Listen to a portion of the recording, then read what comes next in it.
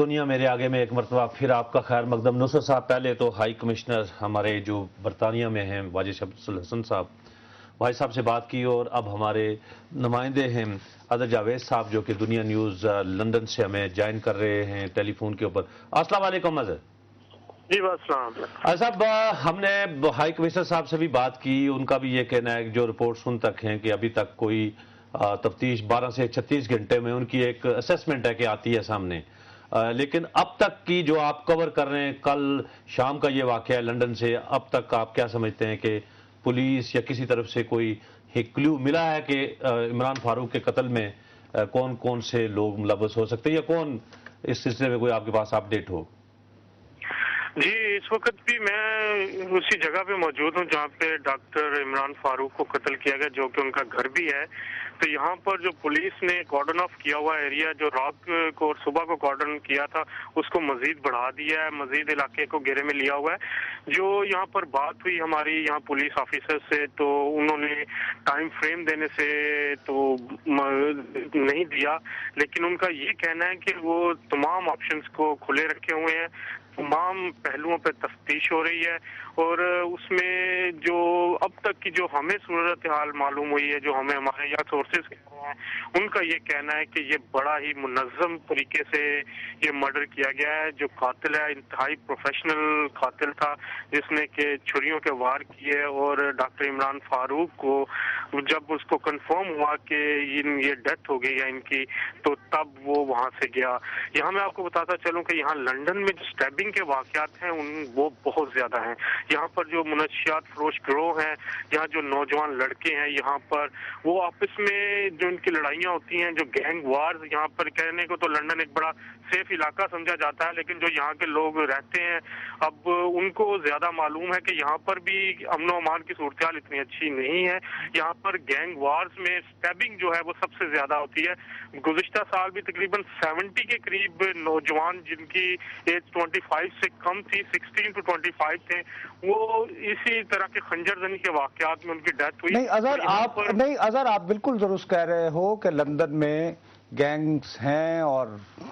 گزشتہ 10-15 سالوں سے تو بہت ڈیڈلی ہو چکے ہیں، اور مارنے کا یہ انداز جو ہے اسی طرح کا کوئی پیشہ ور قاتل ہے، کوئی ایکسپیرینس قاتل ہے، اس پہ تو کوئی ڈس ایگریمنٹ نہیں ہے۔ لیکن ایک جو کنفیوژن ہے وہ یہ ہے کہ کچھ اس طرح کا یہاں پہ خبریں آ رہی ہیں کہ ان کی اہلیہ کو، ان کی بیوہ کو پولیس نے غالباً کارڈن آف کیا ہوا ہے، ان کو کسی سے بات نہیں کرنے دے رہے ہیں، نہ اپنے عزیزوں سے، نہ لواحقین سے، یا یہ کہ صرف انہیں حفاظتی تحویل میں رکھا ہوا ہے۔ جی بالکل، آپ کی اطلاعات بالکل ٹھیک ہیں۔ یہاں پر جو ابھی بھی ہم موجود ہیں، یہاں پہ پولیس کی جو بھاری نفری ہے، ان کا جو یہاں پہ فلیٹ ہے، گھر ہے، وہ ٹوٹلی سیل ہے۔ یہاں پر نہ کسی کو جانے کی اجازت دی جا رہی ہے، نہ کوئی اندر سے باہر آتا ہے۔ یہاں پہ جو لوکل ہیں ان کو بھی پوچھ کے جانے دیا جا رہا ہے۔ یہ ایک اب اس میں مختلف جو پولیس جو ہے وہ اس بارے میں کوئی بھی بات کرنے سے وہ اس بار ڈائریکٹ نہیں کر رہی، لیکن یہ بھی کہا جا رہا ہے کہ شاید کچھ خدشات کا اظہار کیا گیا ہے ان کی وائف کی طرف سے، اور ان کی جان کو بھی خطرہ ہو سکتا ہے، جس کی وجہ سے پولیس نے ان کو حفاظتی تحویل دی ہے۔ ابھی کیونکہ انویسٹیگیشن کا عمل جاری ہے ان کی پوری اچھا اگر ایک بات کہ اس طرح ذرا آپ لندن میں طویل عرصے سے قیام پذیر ہیں، وہاں پہ آپ بطور جرنلسٹ ایک رپورٹر کے طور پہ کام کر رہے ہیں، اس طرح کے جو مرڈر ہیں، ہائی پروفائل مرڈر ہو یا اس طرح کے جو سٹیبنگ کے یا راستے میں خنجر سے وار کر کے یا گھر میں، ان کو ٹریس کرنے کی، ان کو ملزمان کو گرفتار کرنے کی یہ ریشو کیا ہے؟ یعنی یہ پکڑے جاتے ہیں موسٹلی لوگ، یا اکثر لوگ جو ہے بچ جاتے ہیں؟ جی مشتاق صاحب، ایک سب سے بڑی خوبی یہ ہے کہ یہاں پہ کرائم تو ہوتا ہے، لیکن پولیس کے پاس ایسی صلاحیتیں ہیں، ان کے پاس ایسے ایڈوانس ٹیکنالوجی ہے، ان کے پاس ایکسپرٹیز ہیں کہ میکسیمم جو مرڈرز ہیں وہ ٹریس ہوتے ہیں، نہ صرف ٹریس ہوتے ہیں بلکہ ان کے قاتلوں کو پکڑا جاتا ہے۔ یہ کتنے پرسنٹ؟ 80%، 90%؟ کتنی پرسنٹ؟ 80%؟ گرفتاری کا 70% سے زیادہ ریٹ ہے، 90% سے زیادہ یہ ریشو ہے، اور زیادہ تر 90% سے بھی زیادہ لوگوں کو گرفتار کیا جاتا ہے، اور بلکہ اگر کوئی گرفتار نہیں ہوتا تو اس کی فائل کلوز نہیں ہوتی۔ یہاں پر کئی ایسے بھی واقعات آئے ہیں کہ 20 سال بعد بھی قاتل کو گرفتار کیا پولیس نے، اور اس طرح یہ فائل جو ہے یہاں پہ کلوز ہونے کا کوئی سسٹم کوئی بہت بہت بہت شکریہ شکریہ اظہر جاوید. میں وہی تمہیں کہہ رہا ہوں کہ ان کا اور آج کل جو ہے جہاں پہ یہ جا چکی ہے یہ آپ کی فورینسک سائنس اور دیکھو نا جیسے سی سی ٹی وی انہوں نے پورا مکور ان کی جو انٹیلیجنس ہے نا وہ مشتاق وہ نان انٹروسو ہوتی ہے ہماری طرح نہیں کہ وہ یعنی بالوں سے نظر آ رہا ہے اور یوں یوں کر کے نہ وہ اور طرح کا ہے. اسی لیے میں یہ کہتا ہوں کہ بہت ہی افسوسناک واقعہ ہوا لیکن اس میں جو صرف ایک جہاں پہ ہمیں یہ پتہ بھی چل سکے کہ یہ کون قاتل تھا اور یہ کیوں ہوا وہ ہمیں امید ضرور دیکھیں رکھنی جی چاہیے. وہ تو ان کی اسکاٹ لینڈ یارڈ یا برطانوی پولیس تو کیا کر رہی ہے کیا ہمارے ہاں کیا ہو رہا ہے آپ کو پتہ ہے ایک باضابطہ طور پہ جو اسپیشل برانچ کی جو رپورٹ تھی جس پہ بڑی لے دے ہو رہی ہے اس وقت انویسٹیگیشن ہو رہی ہے اور مرکز اور پنجاب جو ہیں وہ لاہور میں چیف جسٹس کی قتل کی سازش کے متعلق اس میں گتھم گتھا ہیں. مثلا بجائے یہ ہے کہ ایک سیریس واقعہ تھا مرکز کی جو انٹیلیجنس ایجنسیز ہیں یا پروونس کی ہیں وہ آپس میں سر جوڑ کے بیٹھتی انہوں نے اپنا دربار لگایا ہوا ہے انہوں نے اپنا دربار لگایا ہے. کل چیف جسٹس صاحب نے بھی اجلاس بلایا ہے اور اس اجلاس میں آئی جی اور چیف سیکرٹری پنجاب بھی ہوں گے. اس میں اوورال باقی چیزیں بھی ہوں گی لیکن ان سے بھی رپورٹ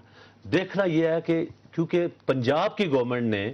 5 تاریخ کی رات کو یا 6 تاریخ کی صبح کو وہ تمام انٹیلیجنس جو باتیں گفتگو تھی وہ انہوں نے ان کے ساتھ آئی ایس آئی کے ساتھ ہماری فیڈرل گورنمنٹ کے ساتھ شیئر کر لی تھی. اب آپ دیکھتے ہیں کہ federal government I S I کو فیڈرل گورنمنٹ تو نہ کہو نا ایک آئی ایس آئی کے ساتھ کر لیں نہیں فیڈرل گورنمنٹ ٹھیک ہے دیکھیں نصرت صاحب اچھا چلو خیر اچھا میں اس بحث میں نہیں پڑھنا چاہتا چلو خیر فیڈرل گورنمنٹ ہے وہ میں آرمی کو فیڈرل گورنمنٹ سمجھتا ہوں چلیں فائن وہ انہوں نے کل اگر آئی ایس آئی کی رپورٹ جو ابھی دیکھیں نا 10 12 15 دن ہو گئے اب انہوں نے تو اگر چیف جسٹس کے ساتھ کر لی ہوگی انویسٹیگیشن کے بھئی یہ نہیں ہماری طرف سے تو پھر تو معاملہ اچھے کی طرف جائے گا. دوسری طرف یہ کیا ہے کہ ایک ایف آئی اے کی طرف سے بھی ایک انکوائری وہاں پہ ہو رہی ہے ٹھیک ہے وہ فیڈرل ادارہ نہیں ہے وہ بھی ہے لیکن وہاں پر کیا ہے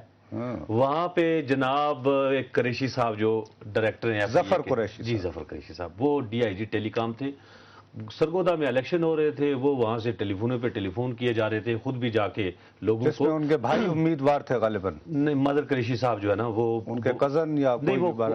ویسے بھائی ہیں آگے جو ہے نا وہ تو ان کے بھائی ہو سکتے مدر قریشی صاحب تو الیکشن لڑ رہے تھے نا